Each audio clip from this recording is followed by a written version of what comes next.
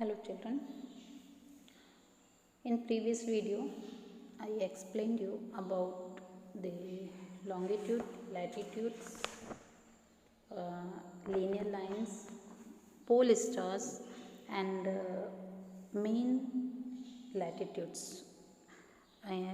In today's video I will explain you about GPS, और साथ ही साथ हम ये भी देखेंगे कि डेज और नाइट कैसे होते हैं।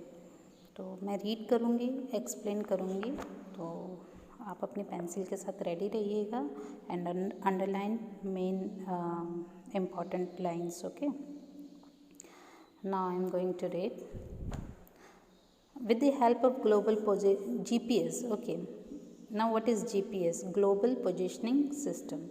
With the help of global positioning system, we come to know the latitudinal and longitudinal location of any place through mobile phone and Google Earth. ठीक है, with the help of mobile phones. तो GPS की help से हम किसी भी place का longitude और लैटिट्यूड जान सकते हैं, पर कैसे? मोबाइल फ़ोन में with the help of Google. The latitudinal and longitudinal location of any place may be found with the help of mobile which have internet access।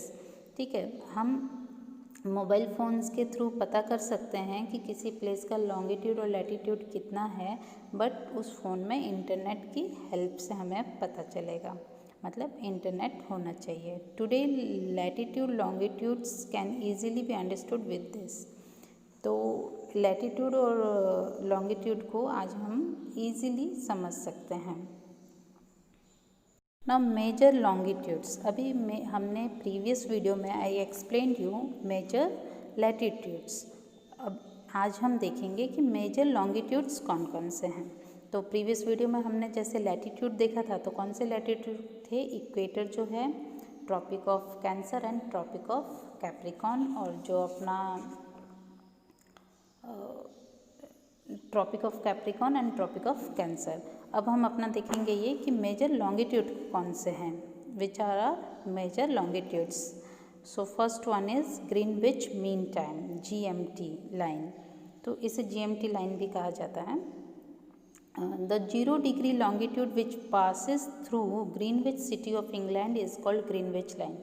अभी इंग्लैंड में एक सिटी है जिसका नाम है ग्रीनविच, वहाँ से होकर 0 डिग्री पे जो लाइन पास करती है उसे ग्रीनविच लाइन कहा जाता है।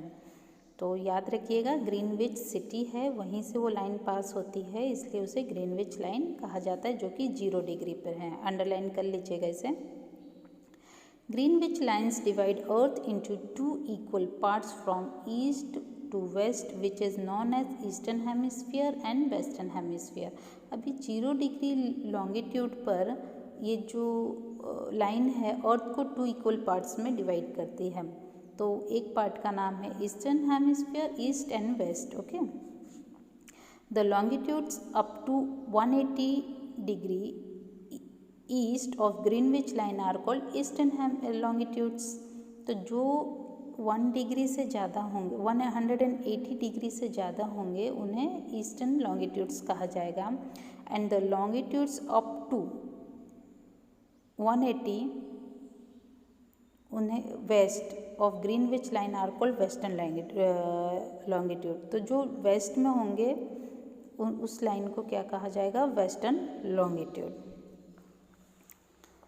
अभी एक तो ये हो गया Greenwich GMT line. Now international date line. International date line कैसे पता चलता है? 180 degree longitude is called international date line. अभी 180 डिग्री का जो लॉन्गिट्यूड है इसे इंटरनेशनल डेट लाइन कहा जाता है। इसे अंडरलाइन करिएगा। It is just one longitude. The date and time change when we cross this line. It passes through the Pacific Ocean। अभी ये लाइन पैसिफिक ओशन के पास से पास होती है।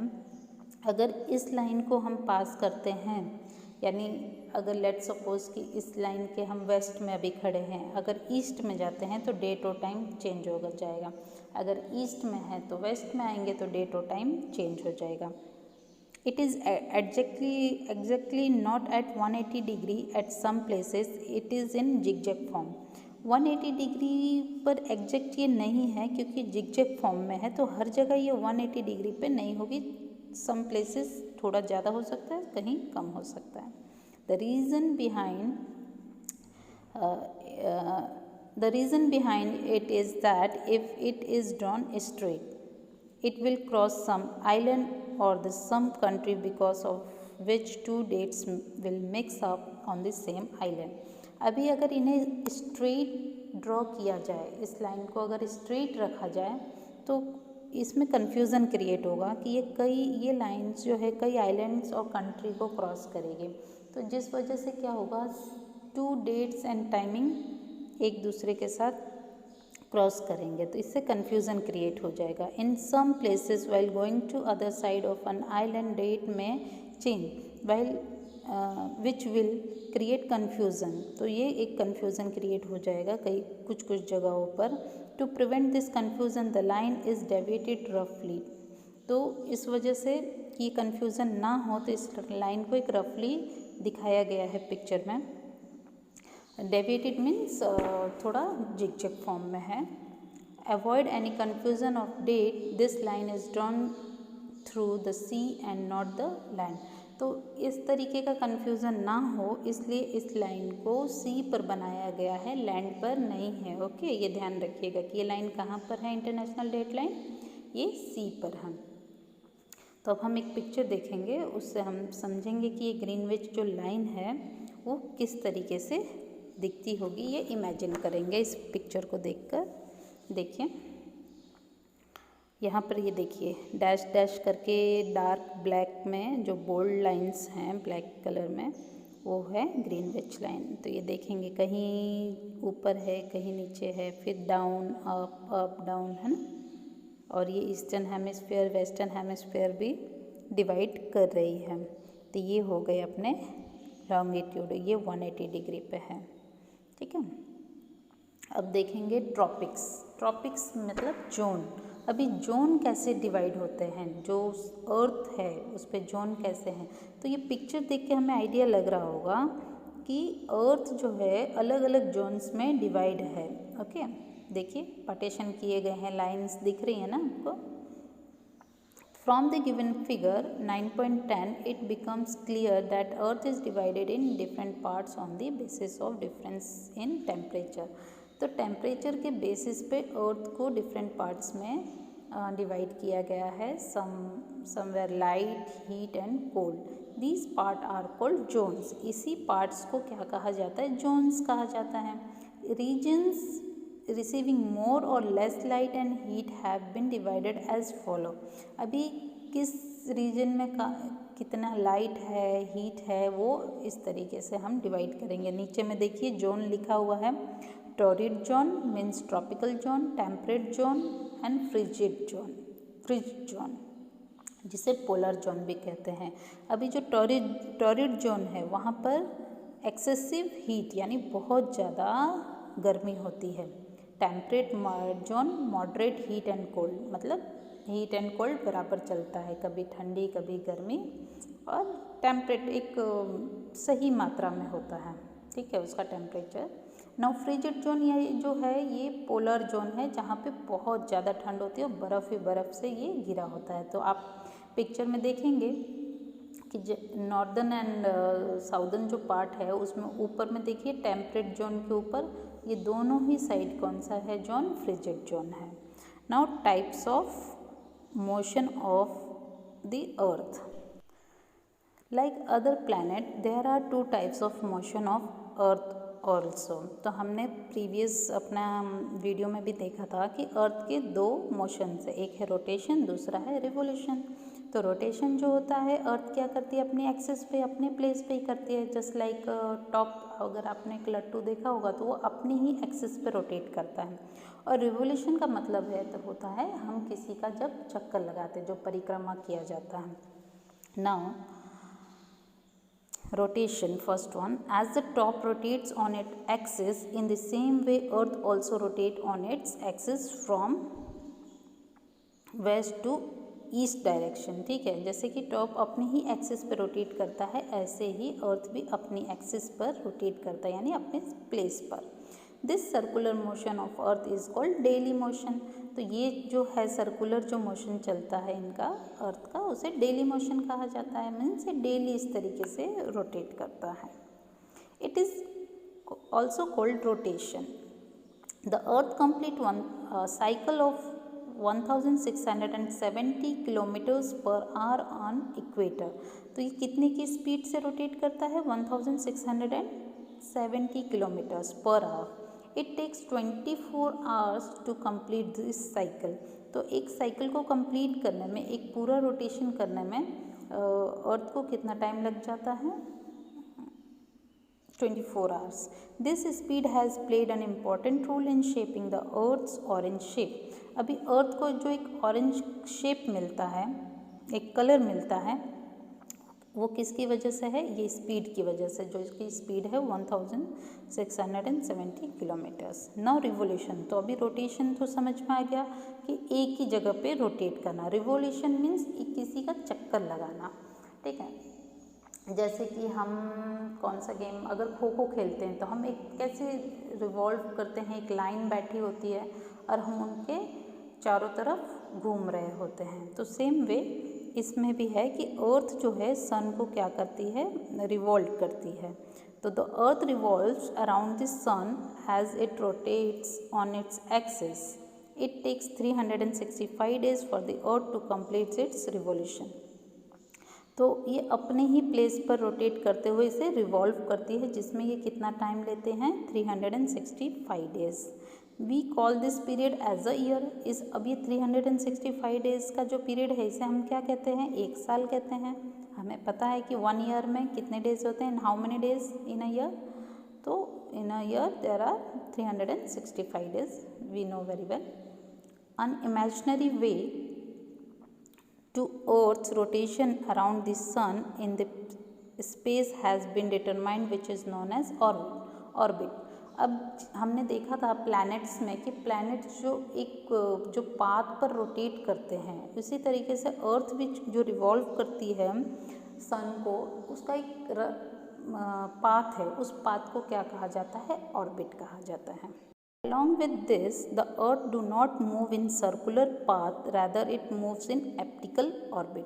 तो जो अर्थ है ये जो रिवॉल्व करती है, जो इसका पाथ है, ये पूरा का पूरा सर्कल नहीं है, ठीक है, कि गोल गोल गोल गोल घूमती है। ये थोड़ा सा एप्टिकल शेप मीन्स थोड़ा सा ओवल शेप में है, ठीक है। कहीं डिस्टेंस ज़्यादा है सन से तो कहीं कम है। ये थोड़ा ओवल, मतलब अंडे का जो शेप होता है ना, उस तरीके से है। Distance between sun and earth is not same throughout the year. पूरे साल जो डिस्टेंस उनके बीच का सेम नहीं होता अर्थ और सन का। The earth rotate on its axis by making an angle 23.5 degree on it axis and 66.5 degree along its orbit. तो द अर्थ रोटेट्स यहाँ पर जो अपनी एक्सिस पर रोटेट करती है वो है 23.5 डिग्री एंड 66.5 डिग्री अपनी ऑर्बिट पर। Due to this movement of earth the season occur and day and night are extended and shortened. तो इस वजह से क्या होता है कि कहीं जो ये अर्थ और नाइट छोटी बड़ी होती है ना, वो इसी वजह से होती है, इनकी डिस्टेंस की वजह से, कि कभी रात बड़ी होती है और कहीं छोटी होती है। Now next topic is day and night. अभी डे और नाइट कैसे होता है? Due to daily motion of earth day and night occur. अभी डेली मोशन जो होता है उसकी वजह से डे और नाइट होता है, जो ये रोटेट करती है ना, मोशंस जो हैं। As the earth is tilted and rotates on its own axis, the sun shines only on half of it and the other half is dark. तो हमें पता ही है कि अर्थ जो है थोड़ी सी झुकी हुई है, टिल्टेड है, जिस वजह से ये जो रोटेशन होता है तो उसमें हाफ पोर्शन जो है वो डार्कनेस में होता है और हाफ पोर्शन लाइट में होता है. If earth would not have rotate then on one side only, light would have been there while on the other side is would have remained dark. कि अर्थ जो है अगर इस तरीके से रिवॉल्व ना, रोटेट ना करे तो जहाँ रात है वहाँ रात ही रह जाएगी हमेशा के लिए, और जहाँ दिन है वहाँ दिन ही रह जाएगा, लाइट ही रह जाएगी. ओके, बट इट इजंट सो. दस every part of earth experience light from darkness and darkness from light. तो हर एक पार्ट जो अर्थ का पार्ट है वो लाइट से डार्क की ओर आता है और डार्क से लाइट की ओर इन एवरी 24 आवर्स, हर 24 आवर्स में। ओके, शाम दिन रात इसी की वजह से तो होती है। Because of it every part of earth experience morning afternoon and evening as the earth is tilted on it axis we find difference in the length of day and night. तो जैसे कि अर्थ अपनी एक्सिस पर ही rotate करती है तो जिस वजह से हमें लेंथ जो है डे और नाइट का उसमें देखने में डिफरेंस मिलता है। अब आप ये देखिए कि जो अर्थ है ट्रॉपिक ऑफ कैंसर पे एकदम स्ट्रेट फॉल कर रही है ना, करिए ना। तो इस पिक्चर में देख के हमें पता चल रहा है। ये देखिए, इमेजिन करिए ऑरेंज कलर में जो है वो सन है और ये जो पिक्चर ड्रॉ किया गया है ये अर्थ है, और ये देखिए थोड़ी सी टिल्टेड है, थोड़ी झुकी हुई है। तो अब देखते हैं हम डे और नाइट जो है वो किस तरीके से शॉर्टर और लॉन्गर होती है।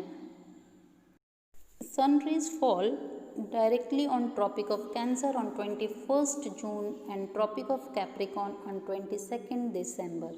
तो 22 दिसंबर और 21 जून को जो सन है वो डायरेक्टली फॉल करती है इन इक्वेटर्स पर, इन लैटिट्यूड्स पर, where the sun's rays fall directly in the adjacent area, the days are longer and the night are shorter। तो ये जो सन रे फॉल होता है डायरेक्टली, तो जो एडजेसेंट एरिया है वहाँ पर जो उसके जो वहाँ के एरियाज़ हैं वहाँ पर डे और नाइट लॉन्गर और शॉर्टर होते हैं।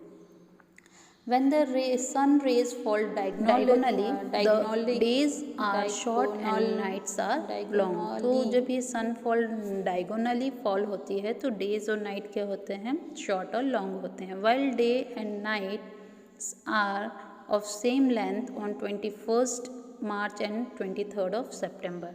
तो अभी 21 मार्च और 23rd सितंबर को डे और नाइट क्या होते हैं, इक्वल होते हैं, इक्वल उनकी लेंथ होती है।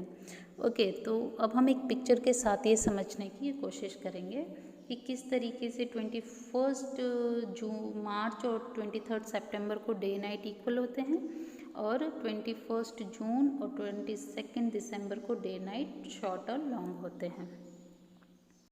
Now see this picture. यहाँ पे सेंटर में, in the centre of this picture there is sun in orange colour.